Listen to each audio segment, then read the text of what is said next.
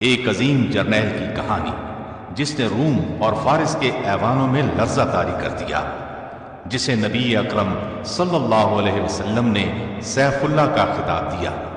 تو آئیے سنتے ہیں سیدنا خالد بن ولید رضی اللہ عنہ۔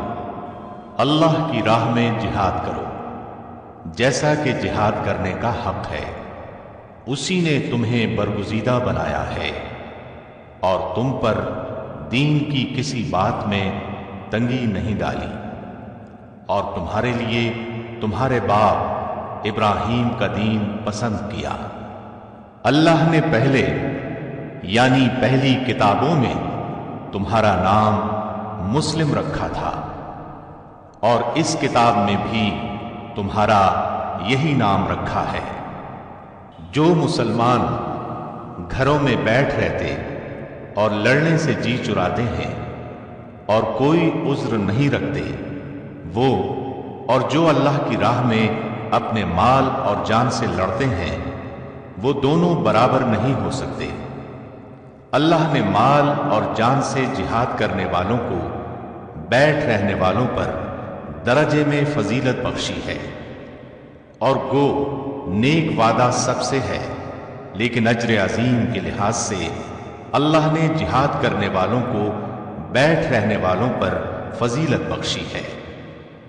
نبی اکرم صلی اللہ علیہ وسلم کا ارشاد ہے، کوئی شخص جنت میں داخل ہو جائے اور پھر اس سے کہا جائے کہ تو لوٹ کر دنیا میں چلا جا، ساری دنیا کی دولت اور حکومت تجھے دی جائے گی، تو وہ کبھی جنت سے نکل کر دوبارہ دنیا میں آنے پر راضی نہ ہوگا، سوائے شہید کے، جو یہ تمنا ظاہر کرے گا کہ مجھے دنیا میں بھیج دیا جائے تاکہ میں پھر جہاد کر کے شہید ہوں، اسی طرح 10 مرتبہ زندہ کر کے دنیا میں بھیجا جاؤں، پھر شہید ہو کر آؤں، کیونکہ اللہ کی راہ میں شہید ہونے والا بڑے اعزاز و اکرام کا مشاہدہ کرے گا۔ نبی صلی اللہ علیہ وسلم نے یہ بھی فرمایا، میری تمنا ہے میں اللہ تعالی کی راہ میں قتل کیا جاؤں اور پھر مجھے زندہ کیا جائے، پھر قتل کیا جاؤں، پھر زندہ کر دیا جائے، پھر قتل کیا جائے۔ قرآن کریم کی آیات اور احادیث مبارکہ آپ نے ملاحظہ فرمائی، ان سے جہاد کی فضیلت بخوبی واضح ہے۔ تو کیوں نہ آج اسلام کے ایک عظیم مجاہد سیدنا خالد بن ولید رضی اللہ عنہ کی زندگی کے حیرت انگیز، چونکا دینے والے اور جہاد کی روح کو بیدار کر دینے والے واقعات سنیں۔ آپ کا جواب یقیناً ہاں میں ہوگا، تو پھر سنیے۔ سیدنا خالد بن ولید غزوہ احد میں ابھر کر سامنے آئے۔ یہ اس وقت کفار مکہ کے لشکر میں شامل تھے اور ایک دستے پر سالار تھے۔ نبی کریم صلی اللہ علیہ وسلم نے احد کے میدان میں ایک چھوٹی پہاڑی پر، جسے جبل عینین یا جبل رمات کہتے ہیں، 50 کے قریب تیر اندازوں کو مقرر فرمایا تھا۔ احد پہاڑ اور اس پہاڑی کے درمیان ہموار میدان ہے جہاں یہ جنگ ہوئی۔ اس پہاڑی پر تیر اندازوں کو اس لیے مقرر فرمایا تھا تاکہ دشمن پیچھے سے حملہ نہ کر سکے۔ احد کی لڑائی شروع ہوئی، مسلمان بے جگری سے لڑے اور کفار کے پاؤں اکھڑ گئے، وہ بدحواس ہو کر بھاگے، مسلمان ان کا پیچھا کرنے لگے اور مال غنیمت لوٹنے لگے۔ ایسے میں پہاڑی پر موجود تیر انداز دستے نے بھی پہاڑی چھوڑ دی اور مال غنیمت لوٹنے کے لیے میدان کی طرف دوڑ پڑے۔ اگرچہ نبی کریم صلی اللہ علیہ وسلم نے انہیں تاکید فرمائی تھی، تم لوگ اس پہاڑی سے نہ ہٹنا، لیکن انہوں نے خیال کیا یہ حکم اس وقت تک کے لیے تھا جب تک کفار شکست کھا کر بھاگ نہ کھڑے ہوں۔ ان کے سالار عبداللہ بن زید نے انہیں روکا بھی تھا، لیکن وہ نہ رکے، وہ اپنے چند ہمراہیوں کے ساتھ وہیں کھڑے رہے۔ ادھر بھاگتے دشمنوں میں سے خالد بن ولید کی نظر اس پہاڑی پر پڑی۔ ان کی تیز نظر نے فوراً بھانپ لیا کہ اس طرف سے مسلمان غافل ہیں اور ان پر دوبارہ حملہ کیا جا سکتا ہے۔ پس وہ اپنے دستے کے ساتھ مسلمانوں پر ٹوٹ پڑے اور اس طرح غزوہ احد میں دردناک صورتحال پیش آئی۔ یہ خالد بن ولید کی جنگی صلاحیت تھی جس نے مسلمانوں کے پاؤں اکھاڑ دیے۔ گویا اسلام لانے سے پہلے بھی یہ اپنی صلاحیتوں کا لوہا منوا چکے تھے۔ اسلام نے ان کی شخصیت میں جو جلا پیدا کی، اب اس کا حال سنیے۔ اپنے اسلام لانے کا واقعہ خود انہی کی زبانی سنیے۔ فرماتے ہیں، خالد بن ولید فرماتے ہیں، اسلام قبول کرنے سے پہلے میں قریب ہر مارکے میں رسول اللہ صلی اللہ علیہ وسلم کے مقابلے میں خم ٹھونک کر آیا، لیکن ہر مرتبہ آپ کا رعب اور دبدبہ میرے دل پر طاری ہوا، یہاں تک کہ اللہ تعالیٰ نے میرے دل میں اسلام کی محبت پیدا کر دی۔ ایک مرتبہ رسول اللہ صلی اللہ علیہ وسلم اپنے صحابہ رضی اللہ عنہم کو میدان جنگ میں ظہر کی نماز پڑھا رہے تھے۔ میں نے دل میں سوچا، یہ بہت اچھا موقع ہے، اس وقت حملہ کر دیا جائے تو مسلمانوں کو زبردست نقصان پہنچایا جا سکتا ہے، لیکن حوصلہ نہیں پڑ رہا تھا۔ مجھے یوں لگا جیسے کوئی غیبی طاقت مجھے روک رہی ہے۔ پھر نبی صلی اللہ علیہ وسلم نے اسی میدان میں عصر کی نماز پڑھائی۔ ایک بار پھر سوچا حملہ کروں، لیکن قدم آگے نہ بڑھے۔ اس وقت میں نے جان لیا پردہ غیب سے ان کی مدد ہو رہی ہے، یہ یقیناً خطہ عرب بلکہ پوری دنیا پر غالب آئیں گے۔ جب مکہ فتح ہو گیا اور نبی صلی اللہ علیہ وسلم مدینہ واپس تشریف لے گئے تو اس وقت میں اپنے بارے میں سوچنے لگا، اب میں کیا کروں؟ کہاں جاؤں؟ حبشہ چلا جاؤں یا شاہ ہرقل کے پاس چلا جاؤں؟ اپنا آبائی مذہب چھوڑ کر یہودی ہو جاؤں یا عیسائیت اختیار کر لوں؟ یا کسی عجمی ملک کی راہ، یا اپنے گھر میں بیٹھ رہوں؟ غرض طرح طرح کے سوال ذہن میں آ رہے تھے۔ انہی خیالات میں گم تھا کہ مجھے اپنے بھائی کا خط ملا۔ اس نے لکھا تھا، پیارے بھائی، میرے آقا نبی صلی اللہ علیہ وسلم نے ایک دن مجھ سے آپ کے بارے میں پوچھا تھا کہ خالد کہاں ہے؟ تو میں نے عرض کیا کہ اے اللہ کے رسول صلی اللہ علیہ وسلم، ایک دن میں خالد کو ضرور آپ کی خدمت میں لے آؤں گا۔ یہ ہو نہیں سکتا کہ میرا ذہین اور فہیم بھائی اسلام جیسی نعمت سے محروم رہ جائے۔ میں خط کے یہ الفاظ پڑھ کر جھوم اٹھا۔ آپ نے مجھے یاد فرمایا تھا۔ اسی دوران میں نے ایک گہری نیند میں خواب دیکھا۔ کیا دیکھتا ہوں، ایک تنگ و تاریک اور بے آب و گیاہ جگہ سے سرسبز، شاداب اور کھلے میدان کی طرف جا رہا ہوں۔ آنکھ کھلی تو دل میں ایک خوشگوار احساس پیدا ہوا اور میں نے مدینے جانے کا پختہ ارادہ کر لیا۔ ساتھ ہی میں نے خواہش کی کہ مدینے کی طرف جانے کے لیے کوئی ساتھی مل جائے۔ میں نے عثمان بن طلحہ رضی اللہ عنہ سے اپنے دلی ارادے کا ذکر کیا۔ وہ خوشی سے میرے ساتھ چلنے کے لیے تیار ہو گیا۔ آخر ہم روانہ ہوئے۔ دوران سفر عمرو بن عاص رضی اللہ عنہ ملے۔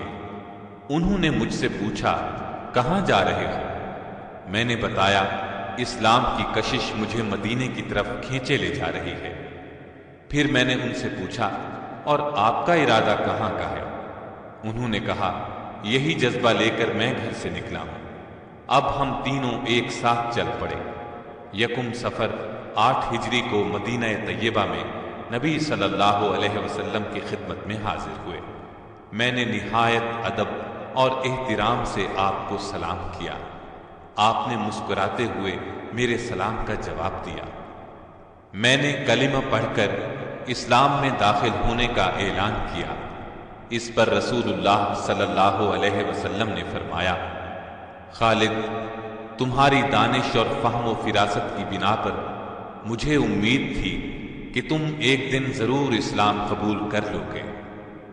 میں نے نبی صلی اللہ علیہ وسلم کے ہاتھ پر بیعت کرتے ہوئے عرض کی، اے اللہ کے رسول، میرے لیے اللہ تعالیٰ سے دعا کریں۔ میں لوگوں کو تلوار کے ذریعے اسلام سے روکتا رہا ہوں اور مسلمانوں کے لیے طرح طرح کی مشکلات پیدا کرتا رہا ہوں۔ نبی صلی اللہ علیہ وسلم نے میری پریشانی دیکھ کر فرمایا، گھبراؤ نہیں خالد، اسلام قبول کرنے سے دور جاہلیت کے تمام گناہ خود بخود مٹ جاتے ہیں۔ میں نے عرض کیا، اس کے باوجود میری درخواست ہے، آپ میرے حق میں ضرور دعا کریں۔ چنانچہ نبی صلی اللہ علیہ وسلم نے میرے لیے دعا فرمائی، الہی خالد بن ولید کو بخش دے، الہی خالد بن ولید پر رحم فرما، الہی اس کی جملہ خطائیں معاف فرما، بلا شبہ تو بخشنے والا مہربان ہے۔ خالد بن ولید فرماتے ہیں، میں نے اپنا خواب ابو بکر رضی اللہ عنہ کو سنایا تو انہوں نے تعبیر بیان کرتے ہوئے فرمایا، تنگ و تاریک جگہ سے مراد کفر و شرک کی زندگی ہے، اور سرسبز شاداب میدان سے مراد اسلام ہے۔ اللہ تعالیٰ آپ کو کفر کی تاریکیوں سے اسلام کے وسیع اور روشن میدان کی طرف لے آیا ہے۔ اسلام قبول کرنا آپ کو مبارک ہو۔ خالد بن ولید کسی خوف یا لالچ کی بنیاد پر اسلام میں داخل نہیں ہوئے تھے۔ نبی کریم صلی اللہ علیہ وسلم کی شخصیت نے انہیں متاثر کیا تھا۔ اسلام کی عظمت ان کے دل میں گھر کر گئی تھی۔ انہوں نے جب تک اسلام قبول نہیں کیا تھا اس وقت تک یہ مسلمانوں کے خطرناک دشمن تھے۔ غزوہ احد کی مثال ہمارے سامنے ہے، لیکن جب یہی جمع سال مرد میدان اسلام کے پرچم تلے آئے تو ہر موقع پر انہوں نے سچے دل اور خلوص نیت کے ساتھ اسلام کے لیے تن من اور دھن کی بازی لگائی۔ انہوں نے اپنی پوری زندگی حق کی خاطر لڑتے ہوئے گزاری۔ ان کی زندگی میں بعض بہت مشکل لمحات بھی آئے، لیکن ہر مرحلے پر انہوں نے خوف اور نا امیدی کو اپنے قریب نہیں آنے دیا۔ انہوں نے جنگی تاریخ میں ایسے کارنامے انجام دیے کہ دنیا دنگ رہ گئی۔ آپ کی جرت، شجاعت اور عظمت کا اعتراف دشمن نے بھی کیا ہے۔ جرمن فوج کے سپہ سالار سے جب پوچھا گیا آپ کی کامیابی کا راز کیا ہے تو اس نے فوراً کہا، میں میدان جنگ میں مسلم جرنیل خالد بن ولید کے طریقے اپناتا ہوں۔ اس میں کوئی شک نہیں کہ خالد بن ولید ایک مدبر سپہ سالار تھے۔ یہی وجہ تھی کہ قیصر و کسریٰ ان کے قدموں میں آ گرے۔ روم اور فارس کے جنگی وسائل ان کے راستے میں کوئی رکاوٹ نہ بن سکے۔ ابتدا سے لے کر آخر تک ہر مارکہ حق و باطل میں فتوحات نے ان کے قدم چومے اور شکست کسی بھی میدان میں ان کے نزدیک نہ پھٹک سکی۔ غزوہ موتہ میں تو ان کے جوہر کھل کر سامنے آ گئے۔ ہوا یوں کہ نبی کریم صلی اللہ علیہ وسلم نے اپنے ایک جان نثار صحابی سیدنا حارث بن عمیر ازدی رضی اللہ عنہ کو خط دے کر وادی بصرہ کے حکمران حارث بن ابی شمر غسانی کی طرف روانہ کیا۔ ابھی وہ شام کے صوبے بلقاء کی موتہ نامی بستی میں پہنچے تھے کہ صوبے کے گورنر شرابیل بن عمرو غسانی کو ان کی آمد کی اطلاع ہو گئی۔ اس نے انہیں گرفتار کر کے بے دردی سے شہید کر دیا۔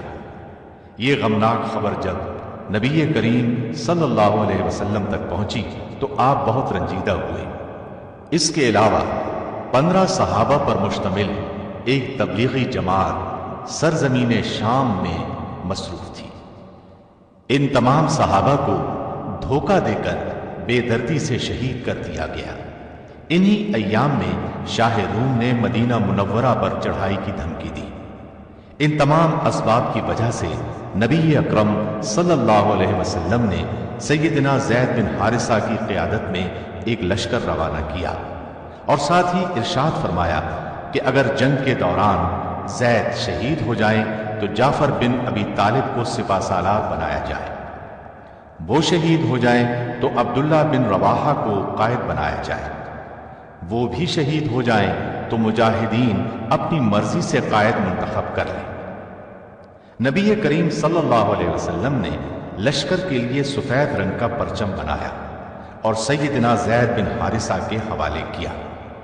لشکر کو آپ نے یہ وصیت کی کہ جس مقام پر حارث بن عمیر ازدی شہید ہوئے وہاں پڑاؤ کریں اور اللہ سے مدد طلب کرتے ہوئے ڈٹ کر دشمن کا مقابلہ کریں، اور دیکھنا کسی سے بدعہدی نہ کرنا، نہ خیانت کرنا، کسی بچے، بوڑھے یا عورت کو قتل نہ کرنا، اور نہ کسی گوشہ نشین راہب کی گردن اڑانا، کسی عمارت کو منہدم کرنا، نہ کوئی درخت کاٹنا۔ لشکر اسلام نبی کریم صلی اللہ علیہ وسلم سے یہ ہدایات دے کر اپنی منزل کی طرف روانہ ہوا۔ سرحدی صوبے بلقا پہنچا تو معلوم ہوا شاہ روم ہرقل نے ان مٹھی بھر مسلمانوں کے مقابلے کے لیے ایک بہت بڑا لشکر بھیجا ہے، اور وہ میدان میں پڑاؤ ڈالے بیٹھا ہے۔ چنانچہ مجاہدین راستہ بدل کر موتا کے مقام پر پہنچ گئے۔ مجاہدین کی کل تعداد 3000 تھی، جبکہ رومیوں کا لشکر 2 لاکھ تھا۔ مسلمانوں نے بہت بے جگری سے دشمن کا مقابلہ کیا، گھمسان کا رنگ پڑا۔ سیدنا زید بن حارثہ نے اپنی قائدانہ ذمہ داری کا احساس کرتے ہوئے بہت زوردار حملہ کیا۔ اپنی مٹھی بھر فوج کے ساتھ چاروں طرف سے دشمن پر ٹوٹ پڑے۔ دشمن کی صفوں کو چیرتے ہوئے آگے ہی بڑھتے چلے گئے، یہاں تک کہ دیوانہ وار لڑتے ہوئے، بہادری کے جوہر دکھاتے ہوئے اور دشمن کو گاجر مولی کی طرح کاٹتے ہوئے بالآخر شہید ہو گئے۔ ان کے بعد سیدنا جعفر بن ابی طالب نے اسلام کا جھنڈا ہاتھ میں لے لیا، گھوڑے کو ایڑ لگائی اور آنن فانن دشمن کے لشکر کے درمیان میں پہنچ گئے۔ ان پر ٹوٹ پڑے اور تلوار کے جوہر دکھانے لگے۔ دشمنوں کو قتل کرتے رہے اور آگے بڑھتے رہے۔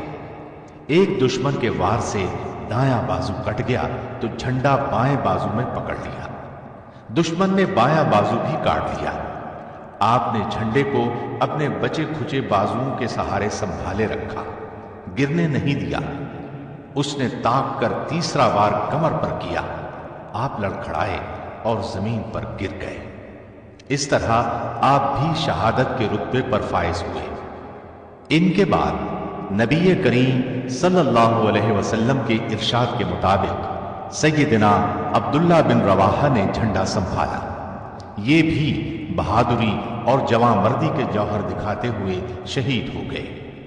مسلسل 3 جرنیلوں کی شہادت کے بعد مسلمانوں کے حوصلے پست ہوتے محسوس ہوئے۔ لشکر اسلام کا جھنڈا گر چکا تھا، ہر طرف پریشانی کا عالم طاری تھا۔ مجاہدین یوں بھی تعداد میں بہت کم تھے۔ ایسے نازک وقت میں سیدنا ثابت بن ارقم نے جھنڈا اٹھا لیا اور بلند آواز میں بولے، اے بھائی خالد بن ولید، مہربانی کر کے اس جھنڈے کو آپ اپنے ہاتھ میں لے لیجیے۔ اس مشکل ترین وقت میں آپ ہی قیادت کا فریضہ سر انجام دے سکتے ہیں۔ اس پر سیدنا خالد بن ولید نے فرمایا، آپ جھنڈا اپنے پاس رکھیے، آپ مجھ سے افضل ہیں، آپ نے غزوہ بدر میں بھی حصہ لیا ہے، لہذا لشکر اسلام کی قیادت آپ کا حق ہے۔ ان کی بات سن کر ثابت بن ارقم نے کہا، میدان کارزار میں اپنی جواں مردی کے جوہر دکھانے میں آپ سے بہتر اس لشکر میں کوئی نہیں۔ اللہ کی قسم، یہ جھنڈا میں نے آپ کے ہاتھ میں دینے کے لیے ہی اٹھایا ہے۔ مجھ سمیت سبھی کی خواہش ہے کہ ان سنگین حالات میں یہ ذمہ داری آپ سنبھالیں۔ یہ کہہ کر انہوں نے بلند آواز میں کہا، مجاہدو، کیا تم خالد بن ولید کو اپنا سپہ سالار تسلیم کرتے ہو؟ سب نے یک زبان ہو کر کہا، ہاں، ہم خوشی سے ان کی سپہ سالاری میں لڑنے کے لیے تیار ہیں۔ یہ صورتحال دیکھتے ہوئے سیدنا خالد بن ولید نے اللہ کا نام لے کر جھنڈا اپنے ہاتھ میں لے لیا۔ دشمن کے مقابلے میں مجاہدین کی تعداد آٹے میں نمک کے برابر تھی۔ مجاہدین کی کمان ہاتھ میں لیتے ہی سیدنا خالد بن ولید نے یہ حکمت عملی اختیار کی کہ چند گھڑ سواروں کے ذمے یہ کام لگایا کہ لشکر سے پیچھے ہٹ کر صرف گھوڑے دوڑاتے رہے۔ انہوں نے جب یہ کام شروع کیا تو وہاں گرد و غبار اٹھنے لگا۔ رومی لشکر یہ صورت دیکھ کر خوفزدہ ہو گیا۔ اس نے خیال کیا کہ مسلمانوں کو کمک پہنچ گئی ہے، اس لیے ان کے حوصلے پست ہونے لگے۔ خالد بن ولید نے اپنی فوج کو پیچھے سرکانا شروع کیا اور بڑی احتیاط اور حفاظت سے اپنے لشکر کو دشمن کے نرغے سے نکال لائے۔ ورنہ اسلامی فوج پوری طرح رومی فوج کے نرغے میں آ چکی تھی۔ پھر انہوں نے دوسرے دن لڑائی شروع ہوتے ہی زوردار حملہ شروع کیا۔ رومیوں کے پرخچے اڑانے لگے۔ ان کے ہاتھ سے اس روز 9 تلواریں ٹوٹی۔ مسلمانوں کے لشکر کو ان کے نرغے سے نکال کر لے آنا سیدنا خالد بن ولید کا ایک بہت بڑا کارنامہ تھا، کیونکہ رومی فوج 60 گنا تھی اور مسلمان فوج کا نقصان بھی کم سے کم ہوا۔ مدینہ پہنچنے پر ان کا زبردست استقبال ہوا اور نبی کریم صلی اللہ علیہ وسلم نے انہیں سیف اللہ یعنی اللہ کی تلوار کا لقب دیا۔ آپ کے ذہن میں یقیناً سوال ابھر رہا ہوگا کہ اسلام لاتے ہی جنہوں نے یہ کارہائے نمایاں انجام دے ڈالے، وہ اسلام لانے سے پہلے کیسے تھے، کیا کرتے رہے؟ تو آئیے ہم ایک نظر ان کی اسلام سے پہلے کی زندگی پر بھی ڈال دیں۔ عرب کے تپتے ریگستان میں آپ نے پرورش پائی، بچپن ہی سے فنون سپاہ گری کی طرف متوجہ ہو گئے۔ ان کی جنگ جویانہ صلاحیتوں کو دیکھتے ہوئے قوم کی حفاظت ان کے سپرد کی گئی۔ گھڑ سواری کی تربیت بھی لی تھی۔ بلند مرتبت خاندان سے تعلق تھا۔ جوانی ہی میں طاقتور اور بہادر سپاہی شمار ہونے لگے، یہاں تک کہ پورے عرب میں مشہور ہو گئے۔ ایسے میں انہیں معلوم ہوا کہ قریش کے ایک نوجوان نے دعویٰ کیا ہے کہ اس پر اللہ کی طرف سے وحی آتی ہے۔ پھر انہوں نے رسول اللہ صلی اللہ علیہ وسلم کو لوگوں کو یہ دعوت دیتے ہوئے سنا، لوگوں ایک اللہ کی عبادت کرو، پتھر کے بتوں کی پوجا چھوڑ دو۔ یہ دعوت سن کر خالد بن ولید نے محسوس کیا یہ دعوت تو ان کی قوم کے حق میں تباہ کن ثابت ہوگی۔ ان کی پوری قوم کی رائے یہی تھی، لہٰذا وہ کچھ اور سوچتے بھی کیسے؟ انہوں نے خیال کیا نیا دین تو ان کی سرداری کو ختم کر دے گا، لہٰذا وہ بھی قوم کے ساتھ اسلام کے خلاف ڈٹ گئے، دین کی اشاعت کو روکنے پر تل گئے۔ انہوں نے مسلمانوں کے خلاف کئی جنگوں میں حصہ لیا، انہیں بہت نقصان پہنچایا۔ اس کے باوجود انہیں یہ محسوس ہوتا رہتا تھا کہ قریش چاہے کچھ بھی کر لیں، اسلام کی دعوت کو روک نہیں سکیں گے۔ انہوں نے قریش کے ساتھ مل کر نبی صلی اللہ علیہ وسلم اور آپ کے صحابہ کو ستانے کا کوئی موقع ہاتھ سے نہ جانے دیا، مسلمانوں کا مکے میں رہنا ناممکن بنا دیا۔ آخر مسلمان مدینے ہجرت کر گئے۔ دین کے تحفظ کے لیے انہوں نے جوابی جنگ کی ٹھانی، چنانچہ غزوہ بدر کا معرکہ ہوا۔ قریش کے بہت سے سردار مسلمانوں کے ہاتھوں مارے گئے یا قیدی بنا لیے گئے۔ قریش کی اس ذلت آمیز شکست نے خالد بن ولید کو آگ بگولا کر دیا۔ وہ سوچ بھی نہیں سکتے تھے کہ مسلمان اتنی جلدی اس قدر مضبوط بھی ہو سکتے ہیں۔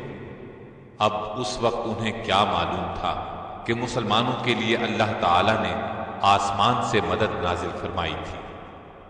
وہ مسلمانوں کے خلاف کوششوں میں سرگرم ہو گئے۔ بدر کی شکست کے بعد قریش نے فیصلہ کیا کہ مسلمانوں کے خلاف ایک اور جنگ لڑی جائے۔ اسلام کو مٹانے کے لیے 3000 کی فوج تیار کی۔ ساز و سامان سے اس فوج کو لیس کیا گیا اور ارد گرد کے قبائل سے مسلمانوں کے خلاف دشمنی کا معاہدہ کیا۔ اس کے بعد مدینے کی طرف روانہ ہوئے۔ احد کے مقام پر مسلمانوں سے سامنا ہوا، جن کی کل تعداد 700 تھی۔ اس لڑائی کا حال ہم بیان کر ہی چکے ہیں۔ اس میں ان کے جوہر کھل کر سامنے آئے تھے، لیکن قریش نے اس موقع سے فائدہ نہ اٹھایا۔ اس طرح مسلمان پھر پاؤں جمانے کے قابل ہو گئے۔ یہ دیکھ کر خالد بن ولید نے تہیہ کر لیا تھا کہ عرب کے دوسرے قبیلوں کا تعاون حاصل کر کے مسلمانوں کی دعوت کا یکسر خاتمہ کر دیا جائے۔ چنانچہ انہوں نے عرب قبائل کے 10,000 افراد کا ایک بڑا لشکر جمع کیا۔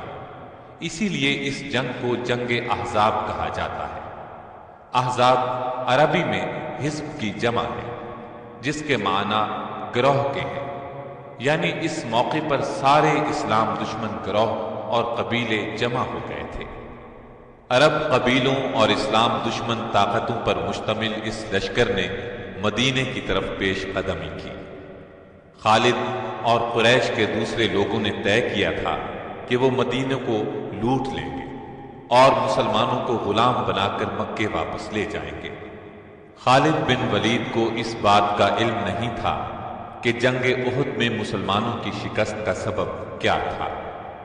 50 سواروں میں سے بعض نے رسول اللہ صلی اللہ علیہ وسلم کی ہدایت پر عمل نہیں کیا تھا، اسی کا نتیجہ شکست کی صورت میں نکلا تھا۔ یہ لشکر مدینے کے مضافات میں پہنچا تو خالد بن ولید اور ان کے ساتھی یہ دیکھ کر حیرت زدہ رہ گئے کہ مسلمانوں نے شہر کو بچانے کے لیے اس کے ارد گرد ایک چوڑی خندق کھود لی ہے۔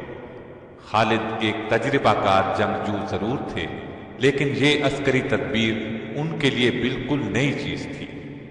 ان لوگوں نے بار بار خندق پار کرنے کی کوشش کی، لیکن ہر بار ناکام ہوئے۔ مسلمان پوری طرح چوکس تھے۔ جس طرف سے بھی خندق پار کرنے کی کوشش کی گئی، مسلمان آڑے آئے اور ایسے ہر دشمن کا صفایا کرتے رہے جو خندق پار کرنے کی کوشش کرتا تھا۔ محاصرے کو جب 1 ماہ گزر گیا اور کچھ بن نہ پڑا تو خالد بن ولید مایوس ہو گئے۔ انہیں یقین تھا کہ مسلمان ہتھیار نہیں ڈالیں گے۔ پھر اللہ کے حکم سے تیز آندھی چلی، اس نے کفار کو تتر بتر کر دیا، خیمے اڑا کر رکھ دیے۔ لشکر میں ہولناک افراتفری مچ گئی۔ خالد بن ولید نے انہیں روکنے کی کوشش کی، ان کا حوصلہ بڑھانے کی کوشش کرتے رہے، لیکن وہ لوگ اچھی طرح محسوس کر چکے تھے کہ مسلمان ہتھیار نہیں ڈالیں گے۔ آخر قریش بھاگ کھڑے ہوئے۔ دشمنوں سے نجات پانے کے بعد رسول اللہ صلی اللہ علیہ وسلم اور صحابہ کرام نے عمرے کا ارادہ فرمایا۔ وہ معمولی ہتھیاروں کے ساتھ اس امید پر مکے کی طرف روانہ ہوئے کہ قریش انہیں عمرے سے نہیں روکیں گے، لیکن جب یہ لوگ مکے کے نزدیک پہنچے تو وہ آڑے آئے۔ انہوں نے خیال کیا مسلمانوں کی آمد ان کے لیے خطرہ ہے۔ ایسے میں خالد بن ولید کچھ سواروں کے ساتھ آگے بڑھے اور حدیبیہ کے مقام پر مسلمانوں کا راستہ روک لیا۔ انہوں نے مسلمانوں کو للکارا، لیکن وہ تو گھر سے لڑنے کے لیے نہیں آئے تھے، لہذا خاموش رہے۔ آخر رسول اللہ صلی اللہ علیہ وسلم نے قریش کے ساتھ ایک صلح نامہ طے کیا۔ طے یہ پایا کہ مسلمان اور قریش مکہ 10 سال تک نہیں لڑیں گے، اور یہ کہ مسلمان اب واپس مدینے چلے جائیں، آئندہ سال عمرہ کرنے کے لیے آئیں۔ اس معاہدے کی کچھ اور شرائط بھی تھی۔ بعض مسلمانوں کے خیال میں وہ شرائط پسندیدہ نہیں تھی، مگر انہوں نے رسول اکرم صلی اللہ علیہ وسلم کے سامنے دم مارنے کی جرأت نہ کی۔ بعد میں یہ بات ثابت ہو گئی کہ صلح کی شرائط مسلمانوں کے حق میں بہت مفید ثابت ہوئی تھی۔ اس صلح نامے کو باقاعدہ تحریری شکل دی گئی۔ خالد بن ولید اس دوران میں مسلمانوں کی حرکات اور سکنات دیکھتے رہے۔ وہ دیکھ رہے تھے کہ مسلمان کس طرح رسول اللہ پر جان چڑھتے ہیں۔ انہوں نے اس حد تک کسی کو کسی کا احترام کرتے نہیں دیکھا تھا۔ اسلام کی دعوت دینے کے وہ کس قدر شوقین تھے، یہ بھی انہیں اندازہ ہوا۔ اس روز کے بعد سے ان پر ایک مایوسی کی حالت طاری ہو گئی۔ حقیقت یہ تھی کہ وہ اسلام کی سچائی کو پوری طرح محسوس کرنے لگے تھے، لیکن اعلانیہ یہ بات کہنے کا حوصلہ ابھی ان میں پیدا نہیں ہوا تھا۔ آخر کار انہوں نے محسوس کر لیا کہ اب تک وہ جس راستے پر چلتے رہے ہیں اس میں سوائے تاریکی کے اور کچھ نہیں ہے۔ اسلام کی روشنی انہیں اپنے اندر جذب ہوتی محسوس ہوئی۔ اس طرح انہوں نے اسلام قبول کرنے کا فیصلہ کر لیا۔ ان کے اسلام لانے کی تفصیل ہم آپ کو سنا ہی چکے ہیں۔ اسلام لانے کے بعد خالد بن ولید اسلام کے سچے سپاہی بن گئے اور اسلام پر سختی سے کاربند ہو گئے۔ اسلام کے دفاع کے لیے ہر دم تیار رہتے تھے۔ نبی کریم صلی اللہ علیہ وسلم انہیں جہاں جانے کے لیے کہتے وہ فوراً حکم بجا لاتے، ایک لمحے کی بھی تاخیر نہ کرتے۔ اب اسلام تیزی سے پھیلنے لگا تھا۔ اس زمانے میں سیدنا خالد بن ولید رضی اللہ عنہ نے سب سے پہلی نمایاں کامیابی جنگ موتا میں حاصل کی۔ اس کا ذکر آپ سن چکے ہیں۔ اس واقعے کے بعد ان کی اصل مجاہدانہ زندگی کی ابتدا ہوئی۔ نبی کریم صلی اللہ علیہ وسلم نے قریش مکہ سے حدیبیہ کا معاہدہ کیا تھا۔ اس کی ایک شق یہ تھی کہ 10 سال تک دونوں فریق جنگ نہیں کریں گے، اور جو فریق معاہدے کی خلاف ورزی کرے گا اس کے خلاف جوابی کارروائی کی جائے گی۔ چنانچہ قریش نے معاہدے کی خلاف ورزی کی، مسلمانوں کے حلیف بنو خزاعہ پر حملہ کر دیا۔ اس کے بعد انہیں احساس ہوا کہ ان سے بڑی غلطی ہوئی، اس غلطی کے نتائج ان کے لیے تباہ کن ہوں گے، اس لیے انہوں نے مسلمانوں سے نئی شرائط طے کرنے کی کوشش کی، لیکن رسول کریم صلی اللہ علیہ وسلم نے ان کا عذر تسلیم نہ کیا اور ان کے مظالم کا خاتمہ کرنے کا عزم کر لیا۔ نبی کریم صلی اللہ علیہ وسلم 10,000 کے لشکر کے ساتھ مکے کی طرف روانہ ہوئے۔ سیدنا خالد بن ولید بھی اسلامی لشکر کے ایک حصے کے سالار تھے۔ نبی کریم صلی اللہ علیہ وسلم نے انہیں ہدایت کی کہ وہ معافی اور نرمی کا سلوک کریں، اس وقت تک خود حملہ نہ کریں جب تک ان پر حملہ نہ کیا جائے۔ خالد بن ولید اپنے دستے کے ساتھ مکے میں داخل ہوئے۔ وہ فوراً کعبے کی طرف بڑھے۔ کعبے میں مشرکین نے عبادت کے لیے ہر قسم کے بت رکھے ہوئے تھے۔ وہ نبی کریم صلی اللہ علیہ وسلم کے حکم پر ان بتوں کو توڑنے اور کعبے کے نواح سے بت پرستی کی نشانیاں مٹانے لگے، اور نبی کریم صلی اللہ علیہ وسلم نے مکے میں داخل ہو کر فرمایا، لوگو آج کے دن تم آزاد ہو، تم میں سے کسی کو نقصان نہیں پہنچایا جائے گا۔ آپ صلی اللہ علیہ وسلم کا یہ اعلان سن کر خالد بن ولید نے محسوس کیا کہ نبی کریم صلی اللہ علیہ وسلم کس قدر عظیم انسان ہیں۔ جن لوگوں کے لیے آج عام معافی کا اعلان فرما رہے ہیں، کل انہی لوگوں نے آپ کو طرح طرح سے ستایا تھا، ظلم کے پہاڑ توڑے تھے اور ہر قسم کی زیادتی کی تھی، زیادتیاں کرنے میں کوئی کسر اٹھا نہ رکھی تھی۔ پھر انہوں نے دیکھا اسلام کا پرچم مکے کی ہر عمارت پر لہرا رہا تھا، فضا اللہ اکبر کی صداؤں سے گونج رہی تھی۔ ایسا منظر اس سرزمین نے پہلے کبھی نہیں دیکھا تھا۔ خالد بن ولید دوسرے صحابہ رضی اللہ عنہم کے ساتھ اللہ کے حضور سر بسجود ہو گئے، اس کی اس نعمت کا شکر ادا کرنے لگے جو مسلمانوں کو عطا کی گئی تھی۔ خالد بن ولید رسول اللہ صلی اللہ علیہ وسلم کے بہت نزدیک رہے۔ انہوں نے اسلام کے دشمنوں کے خلاف ہر جہاد میں حصہ لیا۔ نبی کریم صلی اللہ علیہ وسلم نے فتح مکہ کے بعد محسوس کیا کہ قبیلہ حوازن اسلام کے راستے میں رکاوٹ بن رہا ہے۔ آپ نے 12,000 مجاہدین کے ساتھ ان لوگوں پر چڑھائی کی اور انہیں سبق سکھایا۔ خالد بن ولید اس غزوے میں بھی شریک رہے۔ وہ عرب قبائل کو اسلام کے دائرے میں لانے کی تگ و دو کرتے رہے۔ مکے کے ارد گرد کے قبائل پر غلبہ پانے کے بعد مدینہ واپس تشریف لائے اور حج کی تیاری شروع کر دی۔ پھر نبی کریم صلی اللہ علیہ وسلم کی قیادت میں 1,00,000 سے زائد مسلمان حج ادا کرنے کے لیے مکے کی طرف روانہ ہوئے۔ سیدنا خالد بن ولید بھی آپ کے ساتھ تھے۔ انہوں نے میدان عرفات میں نبی کریم صلی اللہ علیہ وسلم کا خطبہ بہت غور سے سنا اور سمجھ گئے کہ آپ کی رحلت کا وقت قریب آ پہنچا ہے۔ حج کے سفر سے واپسی پر نبی کریم صلی اللہ علیہ وسلم علیل ہو گئے۔ تمام صحابہ رضی اللہ عنہم بہت اداس تھے۔ انہیں اس بات کی گھبراہٹ تھی کہ کہیں رسول اکرم صلی اللہ علیہ وسلم رحلت نہ فرما جائیں، جبکہ نبی کریم صلی اللہ علیہ وسلم کی رہنمائی اور قیادت کی ابھی بہت ضرورت تھی۔ آخر کئی روز کی علالت کے بعد نبی کریم صلی اللہ علیہ وسلم دنیا سے رخصت ہو گئے۔ انا للہ و انا الیہ راجعون۔ صحابہ پر غم کا پہاڑ ٹوٹ پڑا۔ خالد بن ولید بھی دوسروں کی طرح بہت غمزدہ تھے۔ آخر کار سب نے یہ حقیقت تسلیم کر لی کہ ہر انسان کو ایک دن یہ عارضی زندگی چھوڑ کر دوسرے جہاں جانا ہے۔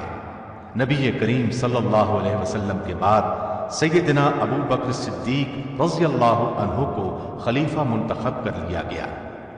دوسری طرف عرب کے بعض قبائل مرتد ہو گئے۔ چند افراد نے جھوٹی نبوت کا دعویٰ کر دیا۔ انہوں نے مدینے کی مرکزی حکومت کے خلاف ایک فتنہ کھڑا کر دیا۔ خلیفہ اول سیدنا ابو بکر نے مرتدوں کو سبق سکھانے کا فیصلہ فرمایا۔ ان سے مقابلے کے لیے ایک فوج تیار کی۔ طلیحہ بن خویلد وہ ناہنجار شخص تھا جس نے نبی کریم صلی اللہ علیہ وسلم کے بیمار ہونے کی خبر سنتے ہی نبوت کا دعویٰ کر دیا تھا۔ سیدنا ابو بکر صدیق نے خالد بن ولید کو پہلے اس کی طرف روانہ کیا۔ آپ منزل پر پہنچے اور طلیحہ اور اس کے پیروکاروں کو شکست فاش دی۔ خالد بن ولید اس کے بعد مدینہ طیبہ پہنچے۔ صدیق اکبر نے مہاجرین اور انصار کے ایک لشکر کو ان کی قیادت میں دیا اور مسیلمہ کذاب کے مقابلے میں روانہ کیا۔ یہ بھی جھوٹی نبوت کا دعوے دار تھا اور اس نے اپنے گرد بے شمار مرتد جمع کر لیے تھے، گویا ایک لشکر اس کے ساتھ تھا۔ سیدنا خالد بن ولید سے پہلے اکرمہ بن ابی جہل اور شرابیل بن حسنہ کی فوج مسیلمہ سے شکست کھا چکی تھی۔ مسیلمہ کو خالد بن ولید کی آمد کا پتہ چلا تو وہ ان کے مقابلے میں 40,000 کا لشکر لے کر میدان میں آیا۔ دونوں فوجیں آپس میں ٹکرائیں، گھمسان کا رنگ پڑا، زبردست جنگ ہوئی، لیکن مسیلمہ کے لشکر میں کسی کمزوری کے آثار نظر نہ آئے۔ آخر سیدنا خالد بن ولید نے ایک جنگی حکمت عملی اختیار کی۔ پورے لشکر کو قبائل کی بنیاد پر تقسیم کیا، ہر قبیلے کا ایک کمانڈر نامزد کیا اور سب سے فرمایا جان توڑ کر لڑنا۔ اب میں دیکھوں گا کہ کون سا قبیلہ جنگ میں پسپائی اختیار کر رہا ہے اور کون سا پیش قدمی کر رہا ہے۔ اس طرح ہر قبیلے نے بے جگری سے مقابلہ کیا۔ اس طرح مسیلمہ کی فوج کے پاؤں اکھڑ گئے۔ وہ پسپا ہوتے ہوتے ایک باغ میں داخل ہو گیا۔ باغ کے گرد مضبوط چار دیواری تھی۔ اندر داخل ہوتے ہی مرتدوں نے باغ کا دروازہ بند کر لیا۔ دروازہ انتہائی مضبوط تھا، اس کو توڑنا آسان نہیں تھا۔ دوسری طرف دیوار بہت اونچی تھی، اس کو پھلانگ جانا بھی ممکن نہیں تھا۔ مسلمانوں نے باغ کو چاروں طرف سے گھیر لیا اور دروازہ توڑنے کی کوشش کی، لیکن دروازہ نہ ٹوٹا۔ یہ صورتحال دیکھ کر ایک صحابی سیدنا برا بن عازب نے جذبہ جہاد سے سرشار ہو کر اپنے ساتھیوں سے کہا، مجھے اٹھا کر دیوار کے اوپر سے باغ میں پھینک دو۔ مسلمانوں نے ایسا ہی کیا، ان کو ہاتھوں اور پیروں سے پکڑ کر جھولا دیا اور اچھال دیا۔ یہ دیوار کے اوپر سے ہوتے ہوئے عین دروازے کے دوسری طرف باغ کے اندر گرے۔ یہ نڈر، پھرتیلا، بہادر، جفاکش اور جانباز صحابی فضا میں لہراتا باغ میں گرا تو مسیلمہ کی فوج میں بھگدڑ مچ گئی۔ انہوں نے خیال کیا کہ نہ جانے آسمان سے کیا بلا نازل ہوئی ہے، لیکن سیدنا برا بن عازب نے فوراً دروازہ کھول دیا۔ دروازے کا کھلنا تھا کہ لشکر اسلام نعرہ تکبیر لگاتا ہوا دشمن پر ٹوٹ پڑا۔ ایک بار پھر گھمسان کی لڑائی شروع ہو گئی۔ مسیلمہ کذاب وحشی بن حرب کے ہاتھوں مارا گیا۔ یہ وہی وحشی بن حرب ہیں جن کے ہاتھوں غزوہ احد میں سیدنا حمزہ رضی اللہ عنہ نبی کریم صلی اللہ علیہ وسلم کے پیارے چچا نے جام شہادت نوش فرمایا تھا۔ اس کے بعد یہ وحشی بن حرب مسلمان ہو گئے تھے اور آج ان کے ہاتھوں اسلام کا یہ بدترین دشمن اپنے انجام کو پہنچا۔ اس کے علاوہ اس کی فوج کے قریباً 1000 افراد بھی مارے گئے۔ باغ کے اندر ہر طرف لاشیں دکھائی دے رہی تھی۔ اس کے بعد اس باغ کا نام حدیقۃ الموت یعنی موت کا باغیچہ مشہور ہو گیا۔ اس جنگ کو جنگ یمامہ کہا جاتا ہے۔ سرزمین عراق پر سیدنا خالد بن ولید کی قیادت میں پہلی جنگ ذات السلاسل لڑی گئی۔ اسے جنگ حزیر بھی کہا جاتا ہے۔ حزیر خلیج فارس کے قریب واقع ہے۔ مدینے سے بصرہ جاتے ہوئے پہلے حزیر آتا ہے۔ یہاں کا حاکم ہرمز تھا۔ یہ ایران کی حکومت کے ماتحت تھا۔ اس کی ٹوپی میں ہیرے جڑے ہوئے تھے۔ سیدنا خالد بن ولید 10,000 مجاہدین کے ساتھ عراق کی جانب روانہ ہوئے۔ عراق کی سرحد پر پہنچے تو سیدنا مثنی بن حارثہ 8,000 مجاہدین کے ساتھ ان سے آ ملے۔ اب خالد بن ولید نے لشکر کو 3 حصوں میں تقسیم کیا۔ ایک حصے کا سالار مثنی بن حارثہ کو، دوسرے کا عدی بن حاتم کو مقرر کیا، تیسرے حصے کی قیادت خود اپنے ہاتھ میں لی۔ ادھر ہرمز نے اپنی فوج کی صف بندی اس طرح کی کہ دائیں اور بائیں حصے پر شاہی خاندانوں کے جفاکش شہزادے بطور سالار مقرر کیے۔ میدان جنگ میں جمے رہنے کے لیے تمام فوجی جوانوں نے اپنے آپ کو زنجیروں میں باندھ لیا۔ عربی میں زنجیروں کو سلاسل کہتے ہیں۔ اسی مناسبت سے اس جنگ کا نام جنگ ذات السلاسل مشہور ہوا۔ جنگ شروع کرنے سے پہلے سیدنا خالد بن ولید نے ایرانیوں کو اسلام کی دعوت دی۔ ان کے انکار پر آخر جنگ کا آغاز ہوا۔ ہرمز کی فوج نے اس میدان میں پہلے پہنچ کر دریا پر قبضہ کر لیا تھا۔ سیدنا خالد بن ولید نے یہ دیکھ کر اپنی فوج کو صحرا کی طرف پیش قدمی کا حکم دیا۔ وہاں سورج آگ اگل رہا تھا۔ آخرکار وہ کاظمہ نامی مقام پر پہنچ گئے۔ اس طرح انہوں نے دشمن کو پانی کے چشمے چھوڑنے پر مجبور کر دیا۔ آخر دشمن سے ٹکراؤ ہوا۔ ہرمز ان کے مقابلے میں آیا۔ خالد بن ولید نے اس پر ایسا کاری وار کیا کہ وہ اپنے ہی خون میں نہا کر گھٹنوں کے بل گرا۔ ہرمز کے قتل سے ایرانی فوج کا جوش جاتا رہا۔ مسلمانوں کا روب ان کے دلوں میں بیٹھ گیا۔ اس کے بعد پرجوش حملوں کی تاب نہ لا کر وہ منتشر ہو گئے۔ فارسیوں کا بہت زیادہ نقصان ہوا۔ مسلمانوں نے ان کا تعاقب کیا اور بے شمار فارسیوں کو تہس نہس کر دیا۔ اس طرح انہیں مسلمانوں کے ہاتھوں شرمناک شکست سے دوچار ہونا پڑا۔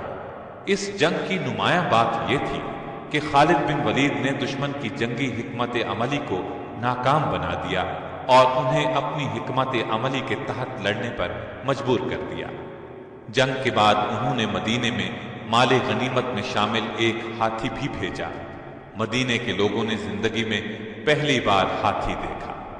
وہ اس قدر ڈیل ڈول والے عجیب و غریب جانور کو دیکھ کر حیران رہ گئے۔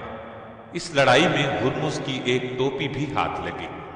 اس ٹوپی میں نہایت بیش قیمت ہیرے جواہرات جڑے ہوئے تھے۔ مال غنیمت کی تقسیم کے وقت یہ ٹوپی سیدنا خالد بن ولید کے حصے میں آئی۔ اس کی قیمت کا اندازہ لگایا گیا۔ وہ قریباً 1,00,000 درہم کی ثابت ہوئی۔ پے در پے فتوحات نے جہاں کفار کے اندر ہلچل مچا دی تھی، وہاں مسلمانوں کے حوصلے بہت بلند کر دیے تھے۔ مسلمانوں کا سیر رواں کسی کے روکے رک نہیں رہا تھا۔ بلا شبہ یہ دور مسلمانوں کی تاریخ کا تابناک ترین دور تھا۔ ہیرا اور اب اللہ کے درمیان دریائے فرات کے کنارے الیس نامی علاقہ ہے۔ عراق میں آباد عرب قبائل نے ایرانیوں کے ساتھ مل کر اسلامی لشکر کا مقابلہ کرنے کا پروگرام ترتیب دیا۔ یہ قبائل مسلمانوں سے پے در پے شکست کھانے کے بعد مسلمانوں کے خلاف بکھرے ہوئے تھے، چنانچہ اس علاقے میں جمع ہوئے۔ ادھر سیدنا خالد بن ولید نے اس مقام پر پہنچ کر دشمن پر حملہ کیا۔ دشمن کے لشکر میں نامی گرامی شاہ سوار مالک بن قیس موجود تھا۔ وہ آپ کے مقابلے پر آیا۔ آپ نے ایک ہی وار میں اسے ڈھیر کر دیا۔ یہ منظر دیکھ کر دشمن فوج پر ہیبت طاری ہو گئی۔ لشکر کے لیے کھانا تیار تھا، لیکن ان پر ایسا خوف طاری ہوا کہ کھانا میدان میں چھوڑ کر بھاگ نکلے۔ اس کھانے میں سفید چپاتیاں تھیں جن سے مسلمان ناآشنا تھے۔ انہوں نے ایسا کھانا پہلی مرتبہ دیکھا تھا۔ مسلمانوں نے بھاگتے ہوئے دشمن کا تعاقب کیا اور انہیں کاٹتے چلے گئے۔ اس لڑائی کو جنگ الیس کہتے ہیں۔ کافروں کے 70,000 کے قریب آدمی مارے گئے۔ اس کے بعد سیدنا خالد بن ولید ہیرا کی طرف متوجہ ہوئے۔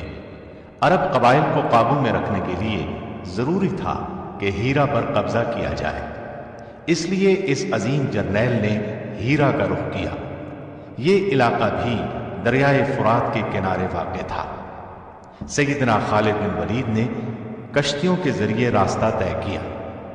ادھر ہیرا کے گورنر کو اسلامی لشکر کی پیش قدمی کا علم ہوا۔ اس نے اپنے بیٹے کی کمان میں بہت سے جنگجو روانہ کیے تاکہ مسلمانوں کی پیش قدمی کو ہیرا سے پہلے ہی روک دیا جائے۔ گورنر کا بیٹا خالد بن ولید کے مقابلے میں آیا، وہ ان کے ہاتھوں قتل ہوا۔ بیٹے کے قتل کی خبر سن کر گورنر گھبرا گیا اور قلعے میں بند ہو گیا۔ ہیرا میں بہت مضبوط اور عالیشان قلعے تعمیر کیے گئے تھے تاکہ ضرورت کے وقت ان کو اپنی حفاظت کے لیے کام میں لایا جائے۔ لہٰذا اہل ہیرا مجاہدین سے خوف زدہ ہو کر قلعے میں چلے گئے۔ مجاہدین نے بھی قلعے کا محاصرہ کر لیا۔ ایک دن اور ایک رات محاصرہ جاری رہا۔ آخر کسی طرح چند مجاہدین قلعے میں داخل ہو گئے۔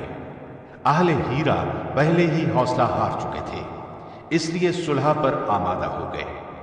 انہوں نے سالانہ 1,90,000 درہم جزیہ ادا کرنا قبول کیا، اور یہ بھی طے ہوا کہ اہل ہیرا مجاہدین کے لیے ایران کے خلاف جاسوسی کی خدمات انجام دیں گے۔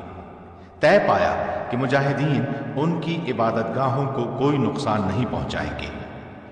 سیدنا خالد بن ولید نے 1 سال ہیرا میں قیام کیا۔ اس 1 سال کے عرصے میں ارد گرد فوجی دستے بھیج کر نمایاں کامیابیاں حاصل کی۔ سیدنا خالد بن ولید کی دیرینہ خواہش تھی کہ اسلامی ریاست کی شمالی سرحدوں پر رومیوں کا قلع قمع کیا جائے، چنانچہ انہوں نے 36,000 کا لشکر جمع کیا۔ دلیر اور تجربہ کار سالاروں کو اس کی قیادت سونپی۔ لشکر کو کئی دستوں میں تقسیم کیا۔ انہیں حکم دیا کہ الگ الگ دستوں کی صورت میں آگے بڑھیں اور یرموک کے مقام پر جا ملیں۔ اسلامی لشکر جب طے شدہ پروگرام کے مطابق یرموک کے مقام پر جمع ہوا تو پتہ چلا کہ ان کے مقابلے میں 2 لاکھ کا لشکر سفارا ہو چکا ہے۔ اسلامی لشکر کے سالاروں نے آپس میں مشورہ کیا اور اس نتیجے پر پہنچے کہ دانش مندی کا تقاضا یہ ہے کہ خلیفہ کو اس صورتحال کی اطلاع دی جائے۔ مدینے میں سیدنا ابو بکر صدیق کو صورتحال کا علم ہوا تو انہوں نے خالد بن ولید کی طرف قاصد روانہ کیا۔ وہ اس وقت عراق کے محاذ پر تھے۔ قاصد کے ذریعے انہیں خلیفہ کا پیغام ملا کہ وہ شام پہنچ کر رومیوں کے خلاف اسلامی لشکر کی قیادت کریں۔ خالد بن ولید روانہ ہو گئے۔ ان کا سفر بہت مشکل تھا۔ صحرا میں سے سفر کرتے ہوئے وہ اپنے 8,000 سپاہیوں کے ساتھ آخر یرموک میں موجود اسلامی لشکر سے جا ملے۔ انہوں نے احتیاط سے صورتحال کا جائزہ لیا، لڑائی کا باقاعدہ منصوبہ تیار کیا۔ انہوں نے دیکھا کہ اسلامی لشکر 4 سالاروں کے تحت بٹا ہوا ہے، اس وجہ سے ایک متحدہ جنگ لڑنا مشکل ہوگا۔ انہوں نے سالاروں سے مشورہ کیا، انہیں قائل کیا کہ سب دستے اکٹھے کر لیں تاکہ کامیاب لڑائی لڑی جا سکے۔ اس وقت انہوں نے فوج کے سامنے یہ تقریر کی: ہمارا آج کا دن اللہ کے لیے وقف ہے۔ دشمن پر فخر یا غصے کے اظہار کا کوئی فائدہ نہیں ہوگا۔ اخلاص کے ساتھ اس جہاد میں حصہ لو اور اللہ کی خوشنودی کے حقدار بن جاؤ۔ اپنے ساتھیوں سے انہوں نے یہ درخواست کی کہ پہلے روز فوج کی کمان انہیں سنبھالنے دی جائے۔ سب سالار ان کی کمان پر رضامند ہو گئے۔ جنگ شروع ہونے سے پہلے رومی سالار حامان نے خالد بن ولید سے ملاقات کی خواہش ظاہر کی۔ وہ ملاقات کے لیے تیار ہو گئے۔ حامان نے ان سے کہا، ہمارے علم میں یہ بات آئی ہے کہ تم غربت کی وجہ سے اپنے ملک سے نکل آئے ہو۔ تم چاہو تو میں تم میں سے ہر ایک کو 10 دینار کپڑے اور خوراک دے سکتا ہوں، شرط یہ ہے کہ اپنے ملک میں واپس چلے جاؤ۔ اگلے سال بھی میں تمہیں اسی قدر انعام دوں گا۔ اس کی بات سن کر خالد بن ولید نے کہا، یہ غربت نہیں جو ہمیں یہاں لائی ہے، بلکہ ہم تو تمہارا خون پینا چاہتے ہیں۔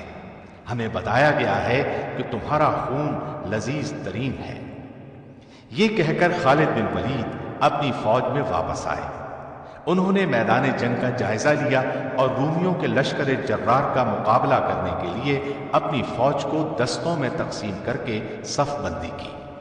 یرموک میں جب تلواریں تلواروں سے ٹکرائیں تو فضا اللہ اکبر کے نعروں سے گونج اٹھی، سر کٹ کٹ کر گرنے لگے، انسانی جسم گھوڑوں کے سموں تلے کچلے جانے لگے۔ دونوں فوجیں سارا دن لڑتی رہیں، شام کو اپنے پڑاؤ میں چلی گئیں۔ دوسرے دن اسلامی لشکر نے رومی فوج کے قلب پر حملہ کیا اور ان کی صفیں درہم برہم کر دی۔ بلاخر رومیوں کے پاؤں اکھڑ گئے، انہوں نے پیٹھ دکھائی اور بھاگنے لگے۔ مسلمانوں نے تعاقب کیا اور انہیں گاجر مولی کی طرح کاٹتے چلے گئے۔ بہت دور تک پیچھا کرنے کے بعد لوٹے۔ رومیوں کا بے پناہ نقصان ہوا، رسوائی الگ پلے پڑی۔ یہ بات بھی نہیں کہ خالد بن ولید صرف ایک جنگجو تھے، وہ اسلام کی عظمت کا ایک نشان بھی تھے۔ سچے مسلمان تھے، صرف اللہ کی رضا کے لیے ہر کام کرتے تھے۔ ان کی زندگی میں ایک نازک لمحہ آیا تھا، لیکن وہ اس وقت بھی ایک کھرے مسلمان ہی ثابت ہوئے۔ یرموک کی یہ لڑائی ہو رہی تھی، جنگ کا میدان گرم تھا۔ ایسے میں مدینے سے ایک قاصد آ پہنچا۔ اس نے لشکر میں موجود سیدنا ابو عبیدہ بن جراح کو خبر دی کہ رسول اللہ صلی اللہ علیہ وسلم کے خلیفہ ابو بکر صدیق رضی اللہ عنہ انتقال کر گئے ہیں اور سیدنا عمر بن خطاب مسلمانوں کے خلیفہ منتخب ہوئے ہیں۔ انہوں نے خالد بن ولید کو لشکر کی کمان سے معزول کر دیا اور آپ کو ان کی جگہ سپہ سالار مقرر کیا ہے۔ سیدنا ابو عبیدہ نے خط اس وقت تک خفیہ رکھا جب تک کہ جنگ ختم نہ ہو گئی۔ جنگ کے ختم ہونے پر وہ سپہ سالار کے پاس گئے، وہ خط انہیں دیا۔ انہوں نے خط پڑھا اور پوچھا، یہ خط کب آیا تھا؟ ابو عبیدہ نے انہیں بتایا کہ یہ خط انہیں اس وقت ملا تھا جب جنگ عروج پر تھی۔ انہوں نے پوچھا، آپ نے خط مجھے اس وقت کیوں نہ دیا؟ ابو عبیدہ نے کہا، وہ وقت خط دینے کے لیے مناسب نہیں تھا۔ سیدنا خالد بن ولید نے ان کی تعریف کی، آگے بڑھ کر ان کی پیشانی چوم لی۔ اس وقت ان کی آنکھوں میں آنسو تیر رہے تھے۔ انہوں نے اسی وقت فوج کی کمان ان کے سپرد کر دی، پھر ان کی قیادت میں ایک سپاہی کی حیثیت سے لڑتے رہے۔ پہلے کی طرح کفر کے خلاف جہاد میں سرگرم رہے، یہاں تک کہ مسلمانوں نے فلسطین اور اردن کے تمام علاقے فتح کر لیے۔ انہوں نے رومیوں کو ان علاقوں سے نکال باہر کیا۔ رومی بادشاہ ہرقل کو اپنی فوج کی عبرتناک شکست کی خبر ملی تو وہ اپنے فوجی پڑاؤ ہمس کو چھوڑ کر واپس قسطنطنیہ چلا گیا۔ اس نے شام کو ہمیشہ کے لیے خیر بات کہہ دیا۔ یرموک کی لڑائی میں ایک دلچسپ واقعہ یہ پیش آیا کہ ایک رومی جرنیل جرجا نے سیدنا خالد بن ولید سے کہا، ایک بات تو بتاؤ، کیا تمہارے نبی پر آسمان سے کوئی تلوار نازل ہوئی تھی جو انہوں نے تمہارے ہاتھ میں تھما دی اور تمہیں سیف اللہ کہا جانے لگا؟ اس پر سیدنا خالد بن ولید نے فرمایا، اللہ تعالیٰ نے ہماری رہنمائی کے لیے ایک رسول بھیجا، ہم میں سے بعض نے ان کی تصدیق کی اور دل و جان سے ان کا ساتھ دیا، ان کی محبت کا دم بھرا، ان کے ہر حکم کے سامنے سر جھکا دیا، جبکہ بعض نے ان کی مخالفت پر کمر باندھ لی۔ پہلے میں بھی ایسے لوگوں میں شامل تھا، پھر اللہ تعالیٰ نے میرا دل اسلام کی طرف مائل کر دیا۔ میں رسول اللہ صلی اللہ علیہ وسلم کے دست مبارک پر بیعت کر کے دائرہ اسلام میں داخل ہو گیا۔ ایک موقع پر اللہ کے رسول صلی اللہ علیہ وسلم نے فرمایا، خالد تو اللہ کی تلوار ہے، تجھے اللہ نے کافروں کا قلع قمع کرنے کے لیے بنایا ہے۔ سو اس طرح میرا نام سیف اللہ مشہور ہو گیا۔ رومی جرنیل حامان نے پوچھا، تم کس چیز کی طرف دعوت دیتے ہو؟ انہوں نے جواب دیا، ہم اللہ کی توحید اور اس کی عبادت کی طرف بلاتے ہیں۔ اس نے پھر پوچھا، اگر آج کوئی شخص اسلام لے آئے تو کیا وہ اجر اور ثواب میں تمہارے درجے اور مقام کو پہنچ سکتا ہے؟ یہ سن کر خالد بن ولید نے فرمایا، یقیناً مجھ سے بھی 2 ہاتھ آگے بڑھ سکتا ہے۔ یہ سن کر رومی جرنیل نے فوراً کہا، تب پھر مجھے بھی مسلمان کر لیں۔ خالد بن ولید کو اس کی بات سن کر بہت خوشی ہوئی، اسے غسل کرنے کی ہدایت دی۔ غسل کے بعد اسے کلمہ شہادت پڑھایا۔ اس نے 2 رکعت نماز ادا کی، اپنی فوج پر لعنت بھیجی، پھر اسلامی لشکر میں شامل ہو کر بے جگری سے لڑتا رہا، یہاں تک کہ جام شہادت نوش کر گیا۔ اسلام قبول کرنے کے بعد اس نے بس یہی 2 رکعت ادا کی۔ عجیب خوش قسمت انسان تھا۔ اس لڑائی کے دوران مجاہدین کا جذبہ جہاد اور شہادت کا شوق دیکھنے کے قابل تھا۔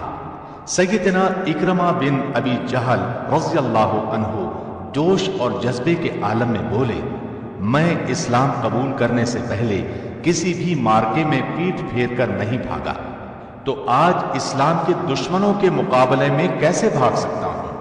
ساتھیو، آؤ شہادت کا شوق دل میں بسا کر آگے بڑھیں۔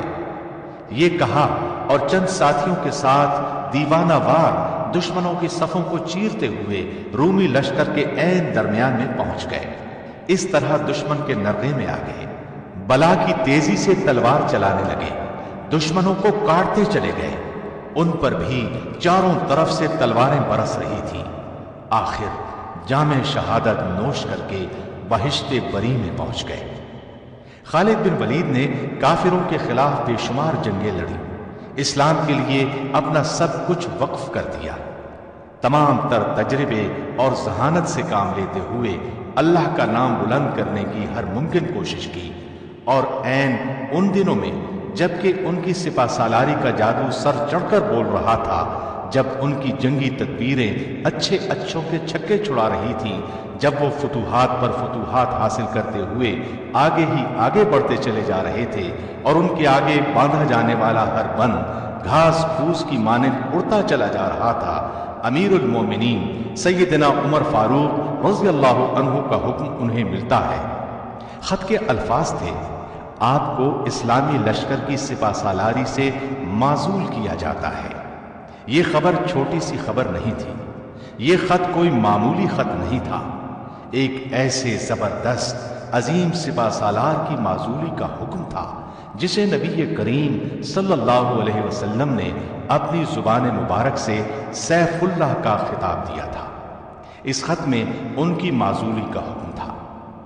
اس اللہ کے بندے نے اس حکم کو انتہائی صبر، سکون اور رضامندی سے قبول کیا۔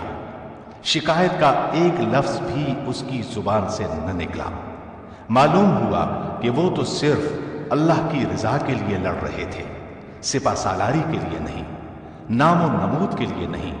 سپہ سالاری سے معزول ہونے کے بعد انہوں نے یہ نہیں کیا کہ سب کچھ چھوڑ کر اپنے گھر آ گئے۔ انہوں نے ایک سچے مجاہد کی حیثیت سے اسلام کے دشمنوں سے لڑائی پھر بھی جاری رکھی۔ سیدنا عمر فاروق سے جب اس حیرت انگیز اور انوکھے فیصلے کے بارے میں پوچھا گیا، ان سے سوال کیا گیا، آپ نے خالد بن ولید کو کیوں معزول کر دیا؟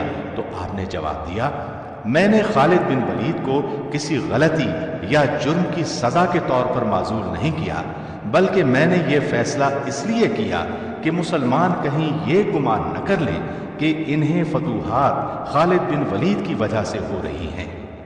فتوحات ہمیں اللہ تعالیٰ کی مہربانیوں سے ہو رہی ہیں۔ بہرحال سپہ سالاری چھوڑ کر ایک عام سپاہی کی حیثیت سے لشکر میں شامل رہنا اور اسلام کے دشمنوں سے جنگ جاری رکھنا ان کا ایک ناقابل فراموش کارنامہ ہے۔ تاریخ ایسی مثالیں پیش کرنے سے قاصر ہے۔ یہ عظیم جرنیل اپنی زندگی میں شہادت کی تمنا کرتا رہا، زندگی بھر دشمن سے لڑتا رہا۔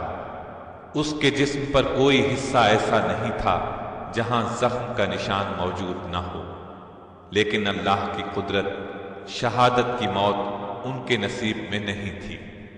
دشمن جس کا نام سن کر کانپ جاتا تھا، وہ اپنی زندگی کے آخری دنوں میں ہمس شہر میں بستر پر لیٹا تھا اور آنسو بہاتے ہوئے غمگین انداز میں کہہ رہا تھا، افسوس، آج میں بستر کی موت مر رہا ہوں۔ اللہ کی قسم، میں نے شہادت کے شوق میں بے شمار جنگیں لڑی، میرے بدن کا کوئی جوڑ، کوئی حصہ ایسا نہیں جس پر تیر یا تلوار کے زخم کا نشان نہ ہو، لیکن مجھے شہادت کی موت نہ مل سکی۔ اور ان الفاظ کے ساتھ ہی ان کی روح پرواز کر گئی۔ انا للہ و انا الیہ راجعون۔ ان کے انتقال کی خبر جب امیر المؤمنین سیدنا عمر فاروق کو ملی تو آپ بہت رنجیدہ ہوئے، اور جب آپ کو پتہ چلا کہ انہوں نے ایک گھوڑا اور جنگ میں استعمال ہونے والے ہتھیاروں کے سوا پیچھے کچھ نہیں چھوڑا تو آنکھوں میں بے اختیار آنسو آ گئے اور فرمایا، خالد واقعی عظیم انسان تھا۔ ان کا جنازہ اٹھایا گیا تو والدہ نے غم میں ڈوبے ہوئے لہجے میں کہا، میرے بچے، تو بلا شبہ ہزاروں میں ایک تھا، شیر سے بڑھ کر دلیر تھا اور دریا سے بڑھ کر سخی تھا۔ تو نے امت مسلمہ کا دفاع اسی طرح کیا جس طرح شیر اپنے بچوں کی حفاظت کرتا ہے۔ اللہ کا سایہ تم پر سدا رہے۔ میری دلی دعا ہے کہ آخرت میں تجھے راحت، آرام اور چین نصیب ہو۔ تو زندگی بھر میری آنکھوں کی ٹھنڈک اور دل کا سرور بنا رہا۔ اللہ تجھے آخرت میں خوشیاں نصیب کرے۔ بیٹا، میں تجھے رب کریم کے سپرد کرتی ہوں۔ خالد بن ولید رضی اللہ عنہ کو ہمس میں دفن کیا گیا۔ وہ آئندہ نسلوں کے لیے اس بات کی علامت بن گئے کہ اس زمانے کے مسلمان کس قدر دلیر اور بہادر تھے۔ آپ رضی اللہ عنہ نے 21 ہجری میں وفات پائی۔ اللہ تعالیٰ ان پر بے شمار رحمتیں نازل کرے، آمین۔